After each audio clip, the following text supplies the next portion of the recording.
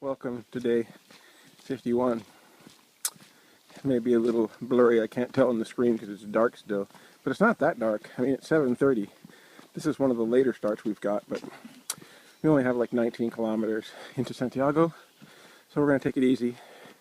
And Nicolas going to go to the mall so we can buy some stuff, because Nicolas got a long walk ahead. Whew! He's going back. I get to finish there. I play on the beach for 5 days. Nicolas is walking home. Crazy guy. But I think that's pretty cool. A new waymark for this year. Sure, you've seen it before if you watched my videos last year. But this is not a new waymark. We see a bunch of those. Ooh, 12.5 kilometers to Santiago. We're walking by the airport now. We just heard a plane.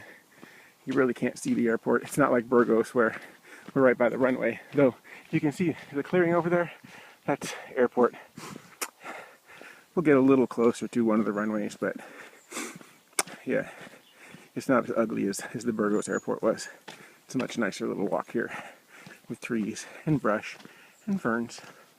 Lots of ferns. We're walking along the main road and we've come across this kind of cool thing right by the airport here. Hope you saw that. People waiting around to take pictures with it, so I just kind of went by as quickly as possible because I don't like waiting for people, you know? Some people just stand and stand and stand and stand and stand and stand. It's like, are you here to take pictures of everything? With everything? Mostly it's the holiday pilgrims. I know we talked about that yesterday. They like to take lots of pictures. Like I said, more than Nicolas. Anyway, I like to take videos, but I like to get it over with, because it's really more about walking than it is about taking these videos. Now we can tell we're coming up on the airport. Not because of the fence with all the crosses on it, but because of all these lights, these towers, to show the planes where to land. A couple minutes ago, a plane came overhead and landed, actually. Well, we're hoping it landed. We didn't hear it crash or anything, so my guess is it landed. Here it comes. There's an airplane coming. You see it going down. Woo! Okay, that was pretty cool. That was pretty cool. So here we are, and I'm not sure what the town is, but the front of the church looks pretty old. But what's even neater is, of course, the cemetery, because they're just all stacked, going all the way around. Yeah, it's kind of neat.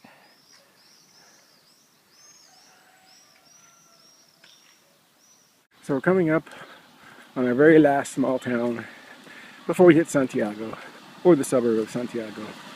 And I'm not sure the name of this place, but it's near Monte de Gozo, which is where there's an albergue that has like 400 beds, and it's a whole big complex of like 34 buildings that was built, I want to say, the last whole year, but I don't remember exactly. We've stayed there the past couple years. We're not staying there this year because it's about 9:30, and we're going to walk into Santiago this morning.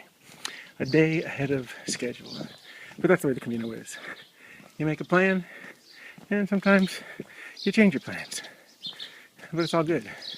So we're here on the outskirts of Santiago, actually in the city proper already. And I've never been here before. It's the mall. Yeah, we're going to the mall first. Most people go directly to the cathedral. Well, the cathedral is kind of far from the mall, and Nicolas has about 40 more days of walking and needs some stuff. So we figure we'll go to the mall first and then go to the cathedral. There's no rush. Cathedral's not going anywhere. We already have a place booked for the night, so no hurries. As long as the mall is open, of course. 51 days and approximately 1,350 kilometers later, we can start to see the old town, Santiago, and we can start to see the cathedral. We're so close. Okay, well, we're here. This is the seminary I stayed in last year. It's also a hotel, and wow, there's a lot of people. I mean, a lot of people. It's like Disneyland. Oh, you can see the cathedral. They're doing some construction. That's a first for me. But the side entrance to the cathedral is right here. Yeah. That's it. This is the pilgrim's entrance. Let's see if we can weave our way through these people and make our way in. Or see where Nicolas wants to go. But where we should go is right in that door right there. So we didn't go in the side entrance because they don't allow you to go with your bags anymore. So we come out to the square, and we're at the front of the cathedral. Just weave our way through people because they're not in a hurry to do anything. That's the powder door. I think we're gonna stay there one night, courtesy of American Airlines, when we come back after Finisterre. And oh yeah, they're doing some major construction here at the cathedral. It's woo, but there are pilgrims everywhere. Nicolas is a very happy person. We'll look back at the cathedral now, so you can see what's going on. But yeah, major construction going on here. I wonder how long that's going to take. A while, I'm sure. So we've taken for Rob what is a traditional seat here at the back of the square, right out in front of the cathedral. We spend a lot of time out in front of the cathedral, watching pilgrims, looking at the cathedral, thinking it's kind of a special place, especially after you've walked a long way to get here. And even the people that only walked 800 kilometers or just 100 kilometers, it's still a special place.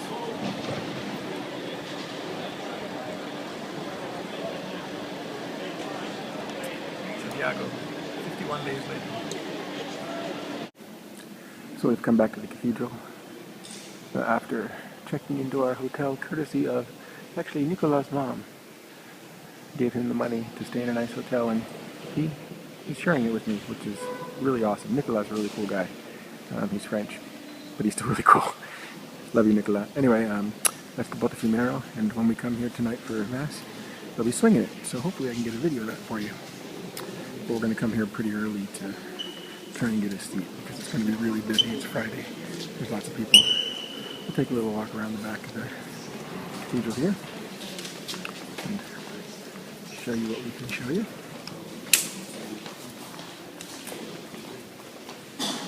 There's some cool stuff up there. And there's people standing in the way, which is what they do. Anyway, this door over here is pretty cool. This is the door that's only open during holy years. You can look through over there someday. We hope to come in through that one. And this is one of the little side chapels in the cathedral. Very close to that door I just showed you.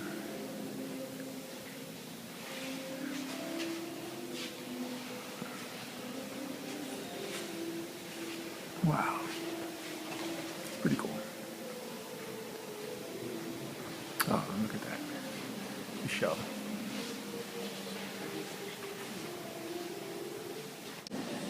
You can kind of see the Pedrouzo hanging from this angle. Right there in the middle of all that gold. It's really hard to tell. But I'm trying to be quiet, even though not everybody here is. There's a cool gate into another small chapel. And yeah, let's look over here. It's kind of neat. A lot here is the portico of glory, and clearly they're still working on a lot of stuff. We're going to go out and see if we can get a shot of it. I think I showed you this before. But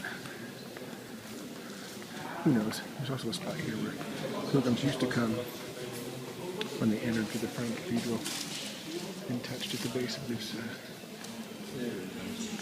pillar right in there. But you can't do it anymore. Because I got this fence. Anyway, I'll show you as much of the portico as we can. We're still doing restoration. But it's really pretty cool. The detail. It's pretty amazing. You should all make a trip here sometime and check this place out. It's pretty cool. Hopefully when you come, there won't be as much scaffolding. The scaffolding kind of ruined it. You see right there in the middle of the screen right now, that's where people used to put their hands. You can see where the finger marks are right in the middle. And you just be able to put your hands there. But now you can't. And then we'll just look up one more time. And then we're out of here. We'll look around some more. One last thing. This place is totally empty right now. I mean, there's probably 50 people in here. This area right here is going to be full and packed. There'll be thousands of people in here in a couple hours just to see the incense burner swing. I'll be here too. Hopefully we can show it to you.